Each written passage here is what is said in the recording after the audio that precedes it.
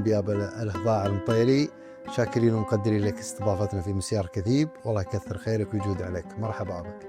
الله يطول عمرك ابو عبد العزيز. هذا محلك ومحله كل رجال طيب طال عمرك، على وجه البسيطه هذا محله طال عمرك ولا لي فيه معروف، تعزمون في المحل. ما عليك زود، والله يطول عمرك. ابو خزام نجم ظهر بسرعه البرق في مهرجان الملك عبد العزيز في النسخه العاشره، ظهور طاغي، جماهيريه، تصريحات ناريه، صفقات مليونيه، شاب طموح حضر لشوط الرؤيه. ما شاء الله تبارك الله. كيف بدأت الفكرة وكيف وصلت لأرض المهرجان ما شاء الله عليك بهذا الحضور الطاغي؟ والله يطول عمر، حنا في عصر السرعة الآن. اللي ما تطلع نجوميته طال عمرك بشكل سريع. أول حاجة كل ما ذكرت هذا فضل وتوفيق من رب العالمين، يلهمه من يشاء سبحان. ولكن حنا في عصر سريع، فاللي ما يظهر ويبرز قوته في جائزة الملك عبد العزيز، أنا أقول له يا أخي لا تجي بلا صح. جائزة الملك عبد العزيز، جائزة الملك عبد العزيز ما تبي له رجال يحسب المال، تبي له رجال طال عمرك يدفع المال في حلال، وأنا أخوك ينومسه وينومس ربعه وجماعته ودون وجهه. تعرف طال عمرك؟ نعم. أي نعم. أبو خزام شاركت في شوط الرؤية الصفر، نعم. وابلك اللي تملكها وضح. ليش انتقلت من الوضح إلى الصفر وجماعة صفر مفاريد وشاركت؟ وش السبب اللي خلاك تغير اللون؟ شوف طال عمرك، أما الوضح فهي بداوة، أنت عرفت طال عمرك، ومبطية من قيمة العدي. اما فالصفر صفر مطير. ونعم. وجماهيرية ما عليك زود، وجماهيرية مطير تبي تزود أكثر وأكثر في جائزة الملك عبد العزيز، فخرا بموروث أول حاجة الإبل بشكل عام، وثانيا بالصفرة المطير. ونعم بمطير صفر مطير. إذا نقول فهد بن ذئاب الهضاع هو النجم القادم اللي بيستعيد صدارة الصفر يردها المطير. هي المطير ما راحت من المطير، وإن شاء الله احنا نتكلم عن المراكز الأولى ولا مطير ونعم وأهل الصفر من يوم الله خلقه بإذن الله ما نتكلم عن المراكز الأولى بإذن الله ما تنام عينه طال عمرك إن الميادين لهلها ولاني مجنب عن جائزة الملك عبد العزيز دامني حي. السنة الجاية يعني في الشلفاء وبعدها إن شاء الله لسيف الملك، وبنثبت في سيف الملك كذا سنة ونشوف وش حنا عليه إنسان من هالدنيا. يعني عبد الله الدبوس صرح قبل فترة قال فهد الهضاع انتحاري. هل هو محاولة تخدير الفهد ما يستعجل له بالجية، أو محاولة كسب فهد في صفه؟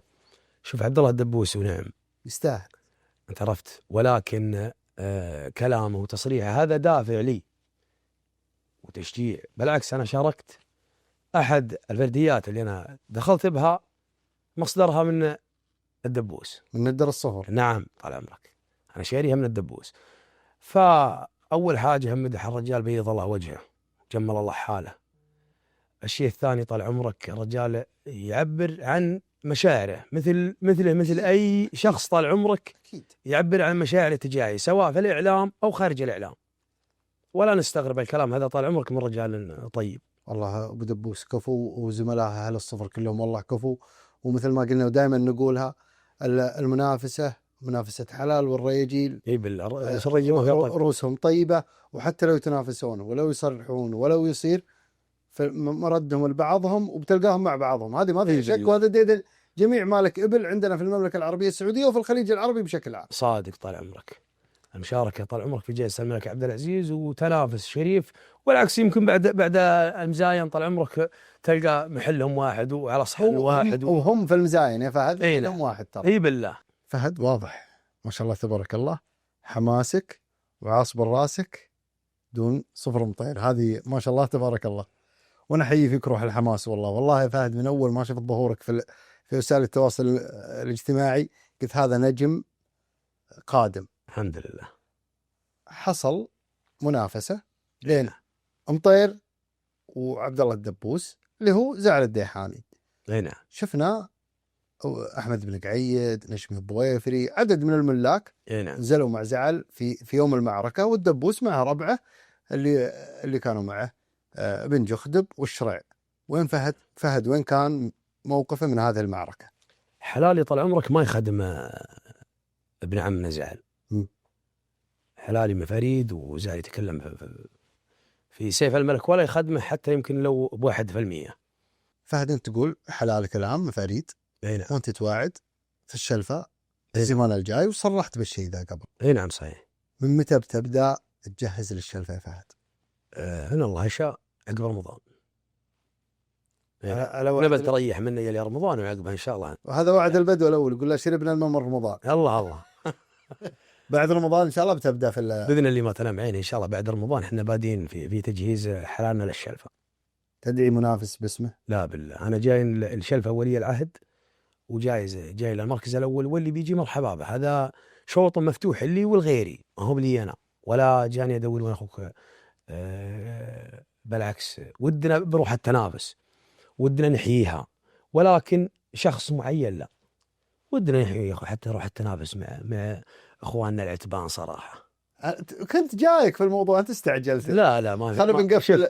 شوف طراتها مزاين، ونعم في 7 قبائل طال عمرك كلهم بشكل عام، ولكن طراتها المزاين وحلاوته، وانا اخوك اللي منه اللي جات بيننا وبين ربعنا العتبان صراكم على قول. نعم، مثل رحمتك عيد وبنت غيثر الله يطول في عمره، كانت فيه روح تنافس حلوه، ودي اني احييها انا في الشلفه ذي.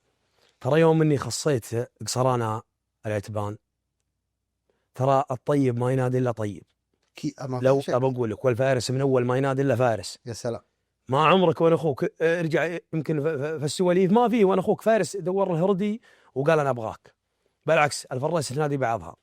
فانا يوم يعني اطلب من قبيلة عتيبة الهيلة، اطلب فارس منهم، هذا شرف لي ترى، وسام على صدري. ونعم والله. اطلب واحد منهم، نبي نحيي روح التنافس، ولكن ود انه يعني بعد رمضان يستعجل بالاعلان قصدي. اي نعم طال عمرك. فيها احد في بالك؟ لا والله لا والله لا والله طال عمرك، ولكن حتى ودي انه يكون شاب. نفس الفئة العمرية، ودي انه يكون شاب طال عمرك. من تقصد عبد الله فنجال؟ لا والله لا بالعكس عبد الله فنجال اول حاجة هم في الوضح. شارك امس بقعوده، لا بالله وانا اخوك انا ما اطلب احد بذاته، انا اطلب احياء روح التنافس. وعلى طاري احياء روح التنافس، تنافس كنت ونشمي كان تنافس كبار، تنافس في رسالة للأمانة. شفت لك مقطع فيديو والله ما يسويه فهد إلا رجال بطل، اللي يوم طلعت واخذت البيرق من يد نشمي ورفعته أنت برق، هذا بيرقي قبل يكون بيرق نشمي. هذا فوزي أنا اللي حتى الغانم فعلا. شفت هالموقف والله ما يسويه إلا بطل. شوف طال عمرك، مالي الأولى مالي فيه معروف، والشيء الثاني طال عمرك أنا يوم فزت في التأهيلي، الشوط التمهيدي طال عمرك، أخذت الأول وابن عمي نشمي الثاني، وانا الثالث في الرديفه، ويوسف شبيب الرابع. انا قلت طال عمرك انا فزت ب4 مراكز. بعض الرجال اللي فاز طال عمرك قام يتطمر على ابن عمه، وقام يتكلم كلام لا يلوق له، وانا اخوك ولا في مقامه ولا مقدريه ابن عمه عنده. فانا وانا اخوك قلت هذه 4 مراكز لي انا وانا اخوك، وكلها المطير ما انا ملكه، وحنا جايين وانا اخوك هنا دون القبيله، ترى ما جينا ما جيت انا فهد بن ذياب، اتكلم بالصعيد الشخصي، ما جيت انا فهد بن ذياب طال عمرك علشان جائزة الملك عبد العزيز لي انا جاي طال عمرك لقبيلتي، والصفر صفر مطير، وانت نومس والنومس بني عمنا قدام 7 القبائل، ونعم في 7 القبائل كلهم، بالعكس من جمهوري فيهم من قحطان، وفيهم من عتيبه، وفيهم من سبيع الغرباء، وفيهم الحارثي، والهواجر، كل قبيلة منها جمهور، وهذا فضل من رب العالمين طال عمرك. طيب في ناس على الشق الآخر يقولون فهد ذياب يدعي هذه المثالية بس علشان يكسب جماهيرية، ويمكن لو فاز واخذ الأول ولع في الدنيا بالتصاريح، واني انا اخذت وانا سويت وانا فعلت. غير صحيح طال عمرك، انا اخذت الأول في التمهيدي، ما صرحت بالكلام ذا، انا اخذت الأول وفي 9 شبوك للمعلومية. نعم. يوم 7 شبوك من المنقية وشبكين من الرديفة، حطيتنا على بعضها وقدمتها يوم السبت. لو سؤالك هذا انطبق علي، او مثل ما قالوا هالجماهير، كان صرحت بكلام ما يلوق بي، بالعكس اول واحد سلمت عليه اخواني كانوا على يساري طال عمرك، وبعدها رحت لابن عمي نشمي وحبيت خشم وقلت هذا فوزنا واحد، ورفعت يده، لأن الفوز لنا طال عمرك. والله ونعم فيكم كله. لو إن مثل ما قلت اختلف الكلام، ولكن حنا طال عمرك ناس سجيتنا وحده ووجيهنا مع الرجل وحده، وهذا فضل من رب العالمين. لا نرجيب ولا اخوك، لا رحمه ولا غفران من احد. لجت المنافسه بينكم وبين قصراكم بتقول الكلام ذا يا اخوي بيزيل يا حلاوه. نعم طبعا. يوم منافستك عيد وبنت غيثر وين كنت يا فهد؟ كنت هنا في الصياح. كنت من جمهور قعيد نعم. وكل مسيره اكيد. وش تذكر من المواقف؟ والله نذكر كل علم طيب كان بينهم، وكان التنافس شريف، وفيه روح تنافس كانت عالية، ما كانت على مستوى السعودية ترى، كانت على مستوى الخليج ويمكن العالم العربي كله. عرفت طال عمرك. فأنا ودي أحيي هالشوط هذا، عشان كذا وأنا أخوك أنا طلبت من قصرانا بطل نبي نتنافس احنا وياه ونسلم على بعضنا عقب البوابة. واخوان ولا احنا باخوان؟ لا بالله اخوان، لا بالله اخوان، قبل البوابة وبعد البوابة بعد. طيب فهد، لو بنت غيثر عبد الله بنت غيثر موجود في مهرجان الملك عبد العزيز إيه؟ وبيشارك، انت بتصافي شوطه؟ وليش لا؟ ليش ما صار؟ كل ما جاء موقف العز جينا على عادة الأجدادنا ما نخليها. يا سلام. هو ولا 9 شهور وانا ولا 9 شهور اللي حتلغانا، اللي صار هو عبد الله بنت غيثر انا بعد الرضاع. هو نعم ونعم ونعم ونعم و60 نعم، انت عرفت مني. ويوم ابى نافسه ادري انه بطل. يا سلام عليك. ما هو معنى الكلام هذا ان يدق في الرجال، ولا يوم اقول ما ابغاه انا رخامه مني، لا بالله لان جاب اجيه، انت عرفت. ولكن انا عشان كذا طالبه في الشلفه، جاهزيتنا ان شاء الله للشلفه بتبدا بعد رمضان. تطلب عبد الله بنت غيثر في والله الشلفة؟ شوف انا ما اطلب احد، انا سبق كررت اني ما اطلب احد باسمه. انا تكلمت اني اطلب عتيبي، اي عتيبي شاب يجيني في الشوط ومرحبا به، عرفت مني. ودي احيي روح التنافس، ترى ما هو اكيد. أين. والله شوف، لان تنافسنا شوف طال عمرك ونعم في 7 قبائل، ولكن التنافس بين المطران ترى ما يزين غير مع اقصراهم. انتم قصراء وجيران وعوان وانساب وخوال بعض. اي بالله. هذه ما في. انا خوالي طال عمرك بن جبرين شيوخ بني عبد الله من مطير، هذا خوالي انا، وخواله ابوي المراشده من عتيبه. والله ب70 نعم. ما عليك زود طال عمرك. فهد، كلام بطل وفي رجل بطل، والامنيتي انا ان الله يجمعك انت وقصراكم قريبا باذن الواحد الاحد. اللهم امين. فهد، مشترياتك في شوط المفاريد سمعت في تصريح انها قربت من 100 مليون. لا والله ما وصلت 100 مليون. طال عمرك مشترياتي حول 59 مليون. الله. كم راصد ميزانيه فهد للشلفه؟ يمكن كثرها ولا دبلها عادي. في لقاء سابق مع محمد بن ناصر السلطان، مسي عليه بالخير ابو ناصر، في البدايه تكلمنا قال انه في ميزانيه محدده للاستثماراتي وميزانيه محدده للابل، زي ما قلت انت نص كثرها ونصها. قلت له اشتدت روح المنافسه؟ قال ميزانيه مفتوحه ونص. قال خلي الميزانيه مفتوحه ونص. اي بالله طال عمرك. شفت من اخوك اللي يحتمل وطيس كلن طال عمرك فك حساباته. ليش كلن يبى الاول. ليش بالذات يا فهد في مجال الابل ما فيه تراجع في موضوع الفلوس؟ ما في احد يقول خلصت فلوسي ولا بشد على الفلوس ولا بمسك الفلوس، الا ينثرون الملايين نثر كانهم ينثرون الوف. شوف الله يطول عمرك، الرجال اللي عينه على الاول، اللي عينه على الاول ركز، ترى ما هو حاسب من قيمه الريال، خصوصا في المزاين، خصوصا حتى في حلال شرايا يمكن من قيض لمزاين ولا عند التفاوض. انا يوم اشري امس والله اني ما اجي راعي المطيه، مو بالكلام هذا مدح النفسي، ولكن عليه شهود وبراهين من الملاك والبدو اللي شريتهم. اللي جيت قلت حد، ما قمت اسوم ولا قمت ازود ب50 و100. اللي جاز لي الحاشي وانا اخوك قلت له حد، ولي حد والله من بعضهم والله يبي رجال، حصلت علي السالفه، حصلت عليه حد علي ب2 مليون وانا اخوك وشريت. حنا في راس زباره. ويوم اخذت مع الطريق شوي انا ومتعب ماجد الغيثات طال عمرك لو يدق على متعب، قال متعب انا وجعت رفيزك شوي. قال وش بغيت؟ طيب كان ترى طرحت عنك 200,000 وتراي على بيتي، وانا ما حركت من عنده غير اصلا محول العربون 100 وشريتي ب2 مليون. قال انا وجعت رفيد، ولكن ترى طرح عنكم 200، وانا والله ما كلمت ولا قلت اطرح لي. ولكن راعي المطيه اللي عنده نيه بيع، اللي شاف الزبون الصامل وحد عليه وهو بطل وشاهم رجل واوجع رفيده، ترى يمكن يتراجع عن قراره في المبلغ اللي هو حد على الرجال فيه. فهد، في الجمع وفي المشتريات كيف طريقه بحثكم عن الفرديه؟ والله شوف الفرديه هنا قليله في السوق من اخوك، ولا تحصلها في كل مراح، ولكن اعتمادنا فيها بذكر الريجيل على النظر. تلقى الفرديه الفلانيه حاشي نادر بعد ما هو فردي، تلقى يمكن في المراحل الفلاني حاشي فردي وراي ما يبيع، وتدفع له وتعطيه ولا عنده نيه بيع ولا هو فاتح المجال.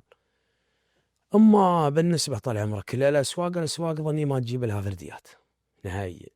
الاغلب ما في السوق في الاسواق ما ولا شريت طال عمرك انا من سوق نهائيا. اتكلم بالصعيد الشخصي، انا ما شريت من سوق.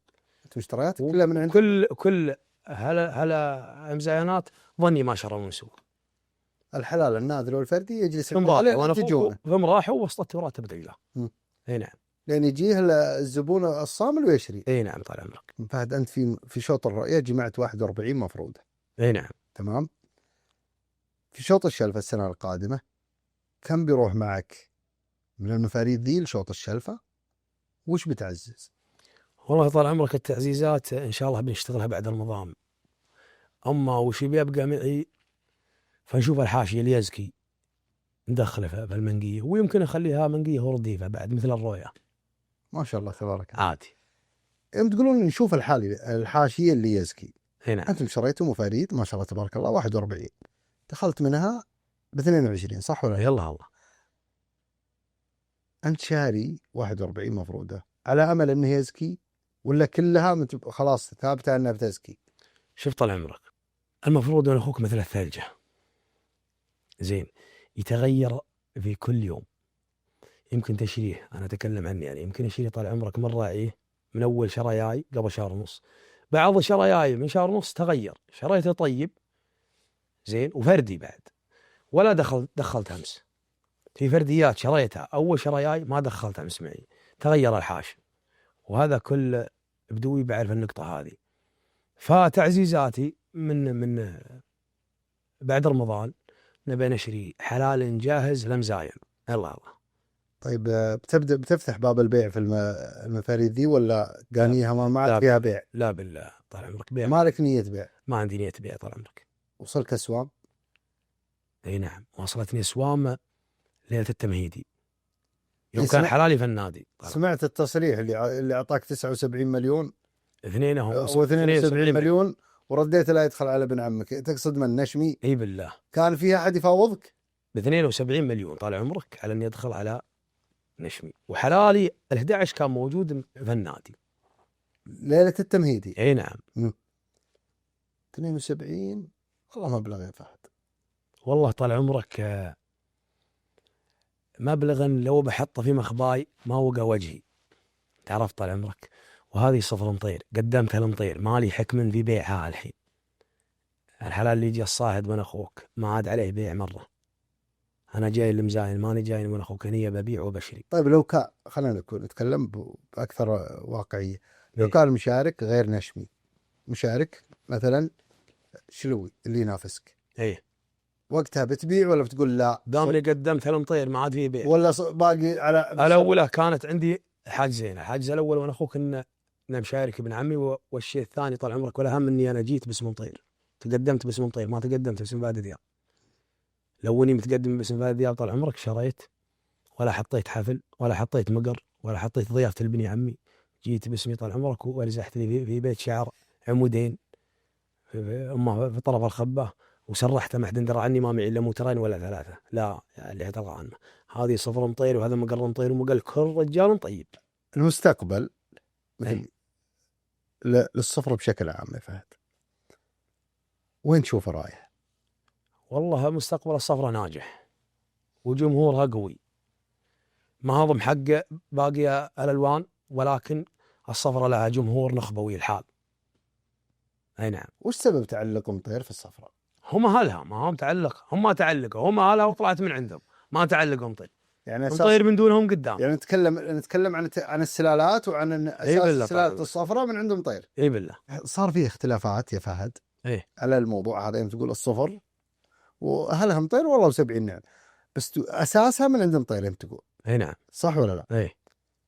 بس صار فيه اختلافات ان سلالات الصفر اكثر من سلاله.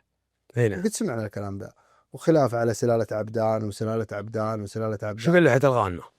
اما بالنسبه للخلافات احنا ما نناقشها طال عمرك، والصفر المطير تكرم عن يدينا الجباب، الموت من دونها ومطير من دونها، هي المطير غصبا على الراضي ولا ما يرضى. أنت سمعت مني؟ ولا علينا من الكلام اللي ما لنا فيه لزوم. حنا لنا أن الصفر المطير وكل داريبه من أخوك. إن جاء واحد ولا اثنين بيسبب بعض الأمور ما يخصنا. مصمل على رايك ما فيها. الله هذا رايي واخونا حر فيه، وهذا راي كل رجال طيب وكل مطير يصيد طال عمرك. هذا رايه ان الصفر المطير وكل القبائل تشهد بالكلام ذا طال عمرك. فهد يوم قلت تكلمنا قبل شوي في ال 41 حاشي وان بعضها ما دخل معك وكنت مراهن عليه ذا، قلت لي ان الحاشي تغير في فترة تغير مثل ما صار في التمهيدي وفي النهائي. اللجنة بعد ذلك لجنة التحكيم رئيس لجنة التحكيم مسي عليه بالخير خالد بن سعود قال ان الحلال تغير في خلال 24 ساعة. اي نعم مضبوط. سمعنا ردود فعل خارجية من اهل الابل تمام يقول انه مستحيل ان الحاشي يتغير في 24 ساعة مهما كانت الظروف، وفيه ناس وافقوه الرأي. اي نعم. انت ايش تشوف؟ والله يا اخوك شوف، اللجنة لها رأي ورأيها فوق الجميع اكيد ولا نقول في رأيهم وانا اخوك شيء. من بغى على الرأي الأول ولا الثاني فحنا راضين بما قررتها اللجنة وأنا أخوك. حنا جهزنا حلال ليتعب الرجال ما جمعه في شهر ونص، وادري أن الصفر تراي بديت فيها كنت في الرؤية وضح. أنا بديت في الصفر من مزاد السعيرة، جهزت لي حلال لبيت إيش قال الرجال ما جابه، عرفت. وراي اللجنة وأنا أخوك هي حرة فيه، رايها فوق الجميع ونحترم رايها. تقول أنت كنت ناوي تدخل رؤية وضح؟ اي نعم. ومن مزاد السعيرة غيرت اللون للصفر. اي نعم. وش الأسباب؟ والله ما في أسباب، ولكن حتى الرؤية وضح ترى موجودة عندي، نصيفتها موجودة عندي، ولكن يعني كنت عندي تجهيزات. بغيت طال عمرك إني أهي روح التنافس في الصفراء وعيده، وعلشان كذا رايحين للشلفة وبنطلب قصرانا ونرجع على صفر مطير. يلا الله. طيب أبو خزام تقول لك أنت كنت ناوي تدخل في الشوط الرؤية وضح، يلا. بعدين من مزاد السعيرة تغير اللون إلى صفر. وأنت تقول له بلك وضح. المفاريد اللي كنت ناوي تجهزها هي إنتاج عندك ولا مشتريات؟ أي مفاريد، الصفر ولا الوضح؟ الوضح أنا أتكلم. لا بالله كلها شرايع. اي نعم كلها شرايع.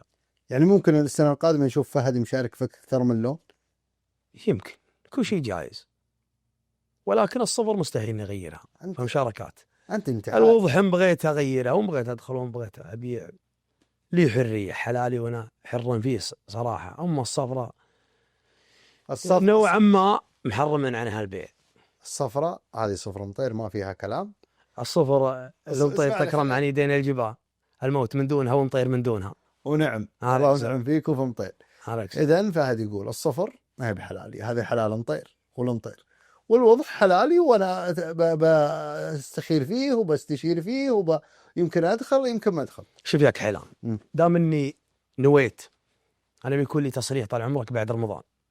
أنا ناوي الآن ناوي الشلفة، ولكن دامك صرحت لجماهيرك والمطير خص إنه في دخولك للشلفة فمستحيل وأنا أخوك إن تراجع عنه. دام نحيي واليوم إن نرى خدمات أنت طال عمرك ما عاد ما لنا قدرة. الله يعطيك طول العمر. الله ما من طال عمرك والصحة والعافية، ونبارك لك بمشاركتك إن شاء الله السنة الجاية في الشلفة وبفوزك بإذن الله. بإذن الله طال عمرك. هذا أنت تصرح من المهرجان النسخة العاشرة إلى المهرجان السنة الجاية لمدة سنة من ديسمبر لديسمبر تصرح. الله وقت كافي لأي أحد يبي يشارك ويبي يجهز إنه بيجهز وبينافسك. مرحبا بهم. وقصراك يمديهم قصرانا ودنا نسلم عليهم يا أخوي من وراء البوابة. نحبهم ونغليهم يا أخوي. أبو خزام في وسائل التواصل الاجتماعي فترة المهرجان ايه ما شاء الله تبارك الله تصاريحك دائما في الترند.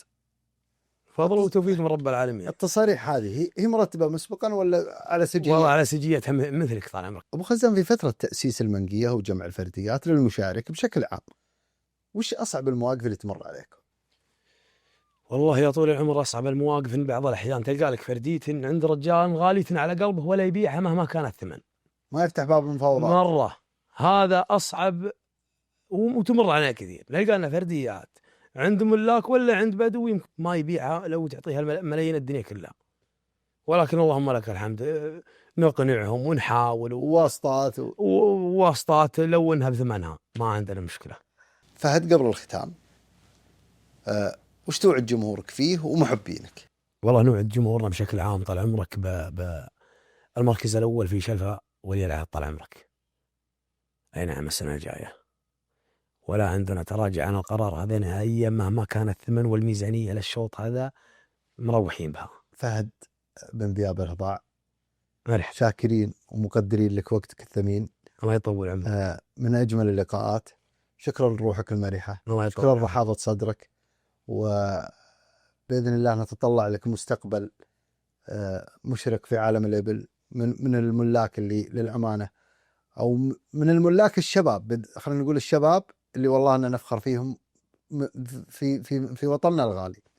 الله يجزاك خير وبيض وجهك وعسانا إن شاء الله قد الهقوة اللي هقوها ربعنا فينا وأنت منهم طال عمرك. شكرا لك يا فهد. الله يطول عمرك.